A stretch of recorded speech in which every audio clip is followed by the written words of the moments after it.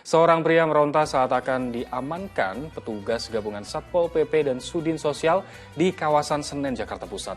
Ia mengaku sakit kaki dan berjalan tertatih untuk mengambil simpati sasarannya.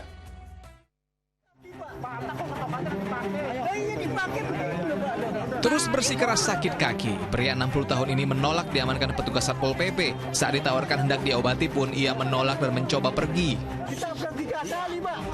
Karena terus meronta dan mencoba melawan petugas, penyandang masalah kesejahteraan sosial atau PMKS itu langsung diiring paksa ke mobil Satpol PP.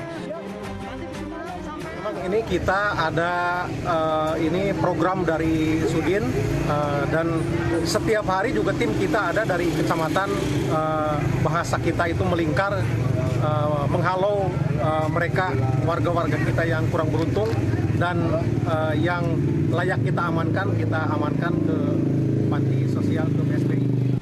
Petugas kemudian melanjutkan razia dengan menyisir sejumlah ruas jalan, taman kota, dan persimpangan jalan. Hasilnya, 4 orang PMKS berhasil diamankan dan langsung dibawa ke kantor Sudin Sosial Jakarta Pusat untuk didata dan diberikan pembinaan. Vito Samarta melaporkan dari Jakarta. Ya, kita doakan semoga permasalahan ini segera mendapatkan solusi yang lebih efektif sehingga tak ada lagi kejar-kejaran antara petugas dengan PMKS. Kita ke Ustaz, berpura-pura sakit untuk mengambil empati dan belas kasih masyarakat luas bisa dikatakan cara instan untuk mendapatkan uang. Bahkan kalau kita lihat tadi ada juga yang dibubuhi obat merah dan kain perban agar mengesankan seakan-akan terlihat nyata begitu. Lalu menghadapi masalah sosial seperti ini bagaimana Islam memandangnya, Ustaz? Nah, ini kan kita prihatin ya. Jadi intinya kita harus masuk ke dalam permasalahan inti. Inti itu masalah ekonomi. Nah, masalah pekerjaan, ya, masalah berbagai hal. Jadi coba lihat apakah kita bisa memberikan lapangan pekerjaan kepada mereka, itu satu. Kedua, apakah setelah diberikan lapangan kerjaan mereka malas? Itu nomor 2 itu. Sudah dikasih pekerjaan ya mereka malas. Dan nomor 3 ya tentu penegakan tadi, ya, masalah baru terakhirnya didisiplinkan gitu. Tapi yang pertamanya harus dijalani dulu. Kalau misalnya kemudian kita langsung sapu begitu saja gitu, terus kemudian tidak ada solusinya, satu kita ini tumbuh 1000 gitu. Nah, jadi intinya menurut saya tentu menjadi PR yang besar ya buat dinas sosial gitu, bahwa dia harus bekerja sama ya, semua stakeholder gitu ya, bukan hanya pemerintah tapi swasta semuanya ya, untuk membuka lapangan pekerjaan sebanyak-banyaknya agar supaya orang-orang seperti ini tidak ada. Tapi ketika mereka ini sudah ada pekerjaan yang malas bekerja, ya baru kemudian kita kasih penyuluhan, kita kasih bimbingan. Kemudian di akhir sekali kita kasih efek jerah ya. Itu kurang lebih.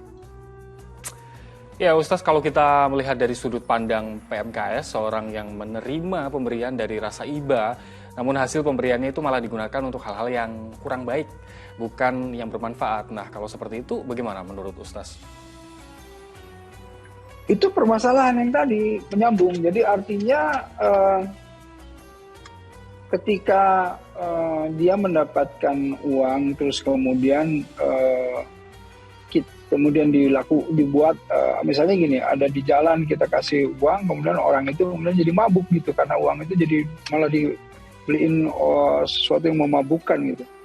Itu kan sebetulnya untuk kita yang memberi itu kita hanya perlu prioritas ya, perlu tabayun, klarifikasi, kita lihat dulu sampai batas bahwa wah ini kita kasih deh gitu ya, kasihan gitu. Nah tapi setelah kasih tetap dia menipu, ya itu kan kalau alam shawab ya, itu sudah selesai, kita udah pahala sedekahnya kita udah dapat.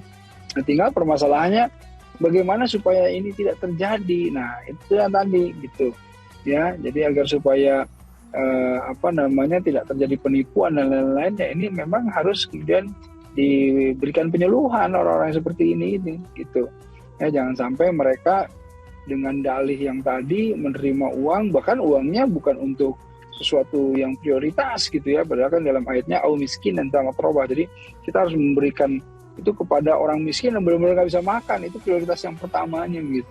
Tapi ketika kita kasih ternyata dia pakai buat yang lain-lain, nah ini jadi PR juga ya. Jangan sampai tadi terjadi seperti itu. Makanya coba dilihat tingkat lapangan pekerjaannya sudah ada atau belum, penyuluhannya bagaimana, dan lain-lain, sampai ke kemudian tadi itu penyisiran untuk menertibkan segala sesuatu. Gitu. Baik, terima kasih Ustaz.